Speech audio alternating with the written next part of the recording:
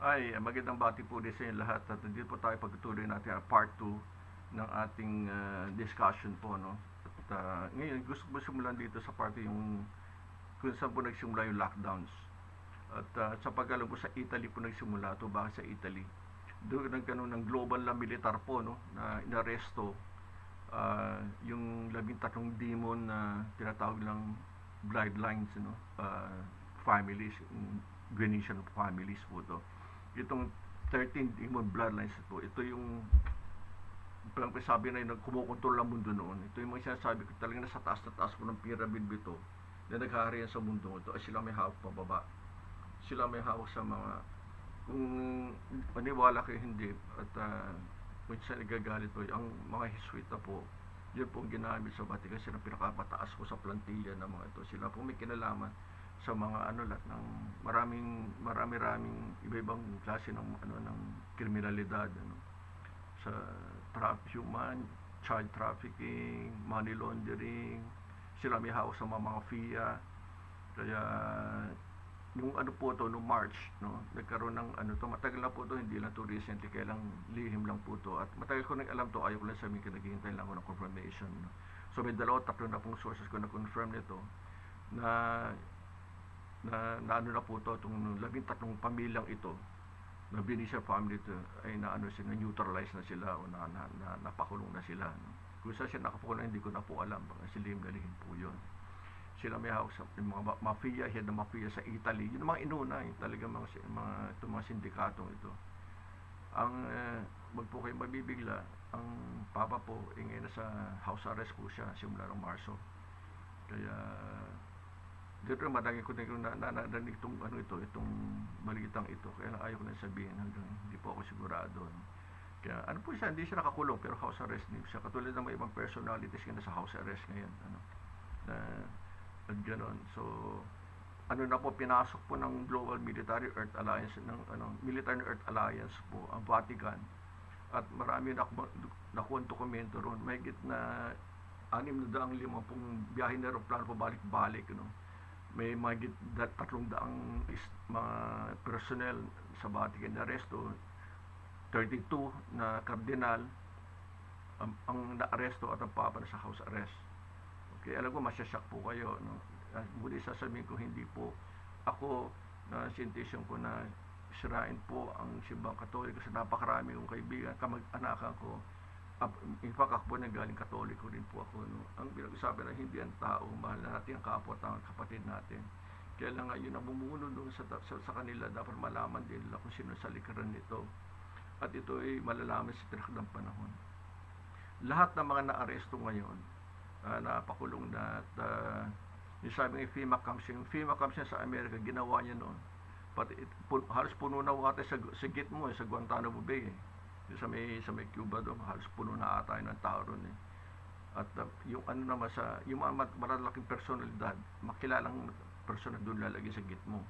Yun yung sa mga medyo lower level po doon. Yung ginawa ng mga kabal na to, ng mga Illuminati, no, yung mga tao, ang gagawin nila ilalagay doon, mga inosenteng tao, ikukulong nila, lalo ng mga Kristiyano. Mainit sila sa mga Kristiyano, mainit sila sa atin. Yun ang ginawa ni Trump sa Earth Alliance. Ganun, yun ang doon sila ilalagay sa ginawa nilang kulungan. Doon sa lahat, pati mga Antifa na to, yung mga Black Lives Matter, nagugulo nito, nakasuhan na, may ibang tao makukulong na maraming taon, at doon sila ilalagay ngayon. Ginawa na doon sila ilalagay ngayon po sa FEMA camps na yun, na nakakala nyo sa buong Amerika. So, ayun po, personally include the cardinals, ang nakumpisa sa Vatican, mga ginto, cash, ginto, mga valuables, mga daming dokumento, no, na dinala sa Fort Knox. Alright? Yung sabi nga ni Donald Trump, sabi nga ganun dapat unahin mag-cut off the head of the snake, so tinupad nga niya yun. Kasi si Donald Trump, marami siyang mga matalinagang yung mga mensahe, no, na isip niya parang nakababaw niya, pero yung dapat huhuli niya kung anong ibig niya sabihin, yung malalim kahulugan nun, yung mga coded messages niya. Kaya pati coffee niya, akala niyo coffee, di ba? Yung pala may ibig sabihin pala yun, ano? So, kaya gano'n, no? Kaya yun ang ongoing ngayon, ano? At kung natin niyo po sa Israel, nagkaroon din po ng lockdown ngayon, ano? Sabi lumalad daw. Laging front na gagamitin dyan yung itong COVID na to. Opo. At para hindi masyadong matilig yung mga tao, magpanik yung mga tao na walang alam sa nangyayari ngayon. Yung lockdown in Israel nangyari ata last week, so matatapos yung mga early October, mga first week of October. So anong ginagawa nila? No? Meron din sila doon, may mga tunnel din sila doon, may mga deep underground military base doon nililigtas yung mga batang to, pero hindi lang po yun. Ang ina-arrest yung mga Mossad. No? Yung mga Mossad, hindi talaga tao ng gobyerno yun. Tao na makabal yun. Yung mga Mossad, alam niyo yung Mossad, di ba? Yung mga pinaka-intelligence na gumagawa ng mga mapatay ng mga tao yung sa ibang mundo yung parang CIA po yun parang CIA ng Amerika yun ang Mossad kaya nagkakaroon ng crackdown yung sa kasalukuyan kaya nangyari ito sa Switzerland, sa Israel, sa United Kingdom, sa Portugal kaya makita nyo baka mag-declare na lockdown din to si Boris Johnson sa UK no? Isa pong lugar na napakarami mga doon ang daming tunnel mo doon na kung saan nakakulong mga bata, kababaihan hindi lang po sa kami na Illuminati ito na makambal ito mga deep state to pa rin po ng mga alam nyo na yung mga sa ibang planeta no? Kaya ayun na sabihin niya kasi masyadong basela na po yun no? Yung mga kumukupo sa mga bata to at sabi bakit anong ginagawa by the way sa Pilipinas ay meron din nangyari last Sunday nagkaroon din po ng nagkaroon dito ng raid no? Hindi ko lang alam din na binanggit kung saan basta may isang tunnel dito sa Pilipinas na nagkikidnap ng mga bata. Dito sa Pilipinas, napakadali kumidnap ng bata. May magulang dito, binibenta yung mga anak nila, no? Pinagkakatero kani-kanino. Hindi na alam kung ano pagdurusa sinasabi ng anak nila sa kamay ng mga ito, ng mga satanistang ito. Ngayon sabi, ano ginagawa? Mali sa pag-aabuso, sinasaktan po sila, binubugbog sila. Bakit po sila binubugbog? Para kuhanan. May nakita pa akong bata, black eye bata, wala pa 5 taon, may black eye babae. Diyos. Nang nanghihina po talaga, nakita ko gano'n. Ayaw ko nang panoorin yung iba. Tapos sabi gano'n. Pag yung bata sobrang takot daw, sobrang panic po, nag-excrete to ng adrenochrome sa dugo niya. Yung adrenochrome tinatawag, yung adrenochrome. Nabanggit ko na sa natin, sa website natin. Gumawa ko isang article dito sa abmarlica.com. Kung sasalik sa'yo, may mga articles yung ginawa doon sa spiritual bread, spiritual meat hanggang in-extend ko to dito sa tableofgadasha.org. So makita niyo maraming articles na gawa, may 10, 50 articles ginawa ko, iba-ibang topics po yun. No? Magsalik sa marami matututunan talaga sa mga websites natin. At yung adrenochrome na yun, ginagawa nila lagay sa kapsula, yung kung tinuturo ata sa katawan o iniinom nila, ng mga kabal, ng mga elitista to, mga satanistang ito, para lumakas sila, bumata sila, kaya mag-wrinkle sila nawawala. Sa makatwid, parang ginawa tong heroin, parang ganon, yung illegal drugs, no? Nasabi, ang potency daw nitong adrenochrome is 1,000 times more potent daw, mas malakas kaysa sa ordinary heroin. Ganon kalakas yun, tignan nyo. So, yun ang ginagawa sa nila. Ngayon po, nagkataon na nauubusan na po ng supply kasi nagkakaroon ng crackdown na sa buong mundo. No? Niligtas yung mga batang to. Wala na silang makonde. Alam mo, ginawa nilang yun. Nangyayari sa Madrid, sa Spain, saka sa France, kabayo. Yung mga stallion, yung mga pangkarerang kabayo, magandang kabayo. May isang dinukot sila doon. Napatay na yun. Kinorture na yung kabayo hanggang kinuha ang dugo nito. Para inawag daw sa pinroesya nila para ibenta doon sa mga mga kabal na mga gumagamit ng mga ito. Nung nalaman gano'n, tinitikan nila, nagkaroon sila ng CCTV camera kasi alam nila, kinukuha nila magandang kabayo. Talagang mamahaling kabayo. Nakikita nila nga, nahuli nila yung kung ginawa sa kanila. Kasi gusto maglakaw uli ng kabayo. So very shocking po ba? Ngayon ang narinig po yan. So wala na siyang makuha ang tao na kasi nagkakaroon ng crackdown na po sa buong mundo. So ginawa pati kabayo, pinapatulan na nila. No?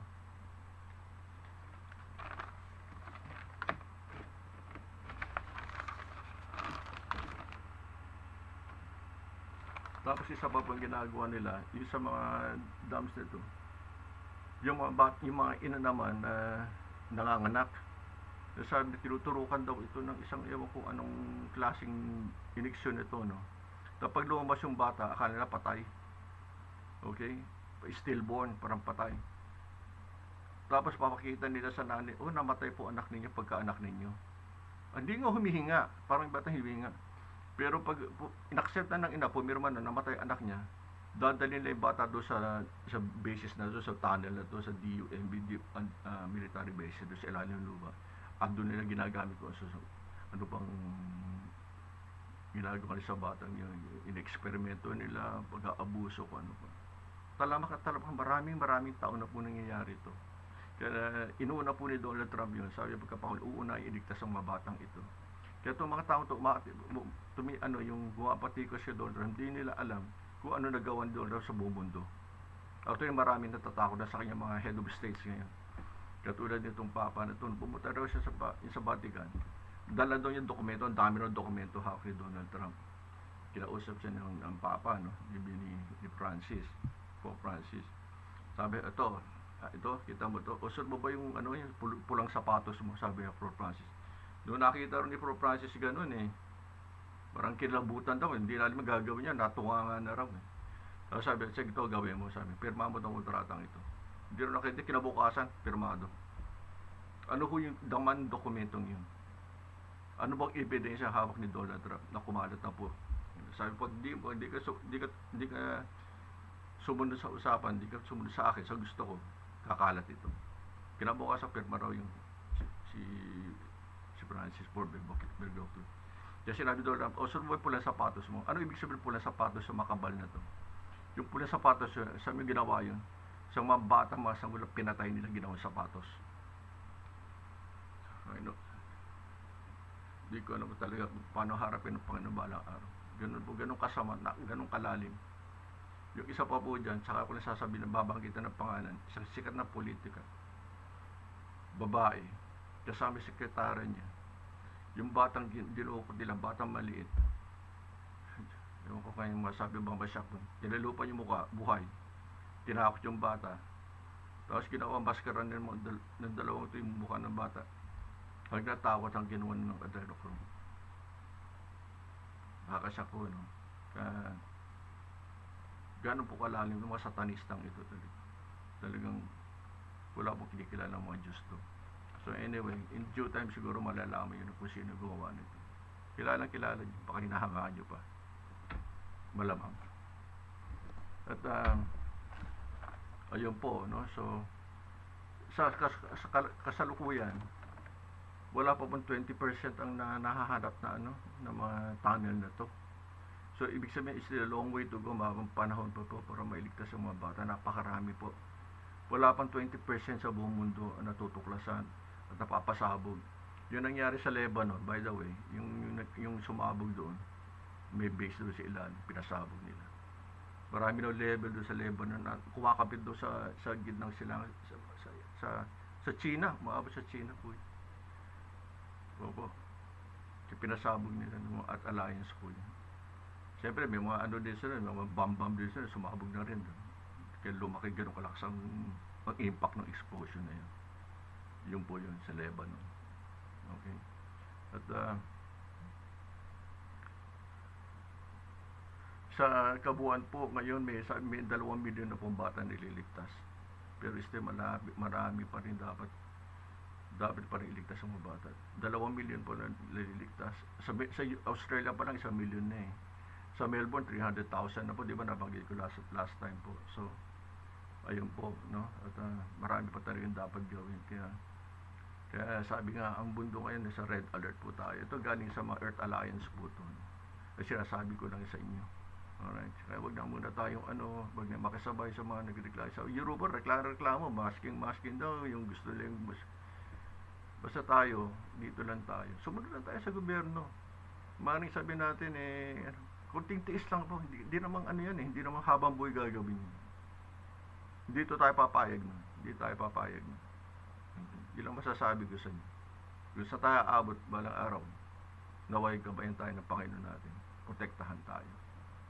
Na hindi mangyayaring sa Pilipinas yung ginagawa niya sa Europa, sa China.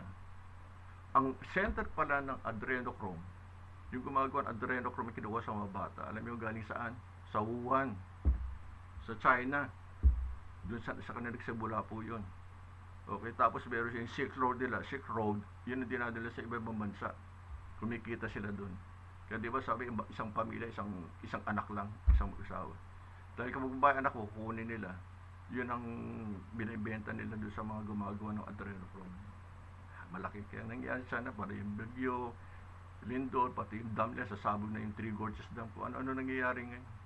Ngayon, may famine sila ngayon, parang kinakapo sila sa pagkain ngayon. Diyos na po kumikilos, no? Panginoon kumikilos. Maliban po na hindi nila sinasambang Panginoon natin. Wala sila, Diyos nila, gobyerno nila. No? Mga ateista sila, mga komunista. Pero sa pagkaalam ko po, darating panahon, hindi ko na masasabi ko kailan, mabububog din ang Communist Party. Or magiging Republic po ng China. Okay. At si Xi Jinping po, huwag natin sisisihin siya maharap. Pero nag-isa lang siya. Buti si Donald Trump, marami mga general sa kanya, may 300 sumusuporta sa pati retiradong general na sa likuran niya, mga veterano. Si Jinping, pinapaligiran talaga siya ng deep state talaga. Nakatayo siya. Makita, magsasalita siya, parang sinasangayon niya yung mga Communist Party. Kundi papatayin siya eh. Wala siyang laban. Pero may mga na siya, may tao rin siya, ibig sabihin mga sumusuporta sa kanya. Pero sa mahabang panahon na po, lumipas, talaga dumami na po yung mga deep state na paligiran na po ng China. Yung pa po isa nilalabanan ng China. So, ang mga identity po ng mga kabal na to, malalaman po next year. Hindi po i-disclose ngayon. Ngayon, puro aresto gagawin pa. Aresto, huli, aresto po, kaso, pakulong. Malalaman yung kung sino sila, i-hold hanggang March next year, 2021. Kung ano man dahilan, hindi ko po alam. Siguro para hindi magpanik ang tao, hindi magkagawa. Tatapusin mo na election sa Amerika, magkaroon na maayos yung financial system, smooth sailing na po yung pagbabago sa financial system natin. Tsaka i-disclose kung sino-sino po sila. Alright? At di na po tayo aasa sa langis. At nasabi ko na yung tayo ngayon, parang sa free energy na tayo. Makita pa rin may hover cars, yung lumulutang, yung anti-gravity. Gagamitin po yan. No? Tapos mayroon parang battery na 9 volts battery po. Pag meron ka sa bahay nun, nawala ng wire, wala ng linya katulad ng electricity ngayon. Isang wire na, yung battery na yun, isa pa rin para ilawan ng buong bahay mo. Actually, buong city raw kaya ng isang bahay. Kaya data yung mga Tesla towers. Paano nagko-connect yun? Tesla wireless po yun. Magkakaroon sa battery mo. Yung battery, yung device na yun is enough to power your whole house. So ang ganda po, no? Kaya wag niyo masasakyan, wag niyo yung marami pong tatanggalin, papalitan lahat ng mga sasakyan, gasolina, kuryente, tatanggalin lahat po yan para palitan ng bagong system, no? Yung mas murang energy, kung may bayad, mas mura yan definitely, no? As free energy. Okay? Kasi po nung araw, nung si Tesla, sabi nga lang parang hindi daw tao si Tesla, sabi may ibig sasabi Venusian sa galing sa Venus, nag-introduce technology dito. Saka si Edison, yung electricity, yung pinili ito kasi doon may mga demonyo ito na araw, may mga person na sa taas nun, kaya pinili ito electricity. Di ba electricity may masama rin sa katawan, may epekto sa katawan yan, yung isang wired na ganyan kung pinili natin si Tesla noon, siya nag-promote ng free energy sa yung ganda ng mundo, pero talagang ganun siguro, talagang yun ang kapalaran natin mundo, no? At ang mapalad tayo kasi sa inerasyon natin matatamasa ito, matitigman ito, sa tayo makikinabang nito sa inerasyon natin, sa mga anak natin, sa mga apo po natin, no? At ang yung big pharma, pati mga gamot sa Amerika, bagsak at least 50%, iba as high as 80% yung magdagdag presyo. Kasi tinanggal ni Donald Trump mga middleman, no? Nagpapatas ng presyo ng mga gamot, no? Ng medisina. Yeah. Naway mangyari dito sa Pilipinas, napakamahal ng gamot natin dito. So isa po yun, no? At gano'n po, pag nagkaroon ng gold back na yung pera natin, gold back yung currencies natin, asahan nyo yung mga prices of goods babagsak lahat. Hindi katulad dati, mamahal kasi inflation, mataas yung fake na pera po yun, no? Walang value yun, wala namang backup ng ginto o ano yung mga pera piniprinito ng tao.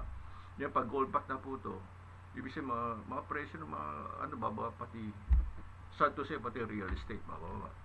Kasi mag-reflect true value na po nun, ano? Based on gold na po yan, kung ano yung currency ng bansa. So, yung anticipation na yung bababa, presyo especially yung real estate, maaaring bumaba for a while. Ganong katagal, hindi ko po alam. Pero immediate effect na naman, maaaring bumaba yung mga properties po. So, ito pa po isa, no? At tatapusin ko ba ito, pasensya na po kayo, medyo mahigit tayo 20 minutes, pero at least very enlightening to. Marami kang tutubo non-stop po, tuloy-tuloy ang pagsasalita ko. Walang pause-pause po ito. No? Isa pa po, balita, na shock po kayo. May na-confirm din daw 3 sources ko, si John F. Kennedy Jr., si John buhay. Ito po yung nataon nung pumunta ako sa Amerika nung 1999 eh. Yung the same month nakapunta sa Amerika, yun yung buwan din na sinabi na matay siya, yung nag-crash yung aeroplano niya. Yung pala ginawa nila yun kasi papatayin na siya ni Hillary Clinton. Di ba siya kalaban niya si Hillary Clinton? Kaya pinabayan, nag-crash yung plane niya kasama yung asawa niya sa kapatid ng asawa niya. Yung pa na pinalano nila, nilikta siya ng mga militar na tauhan din ng tatay niya.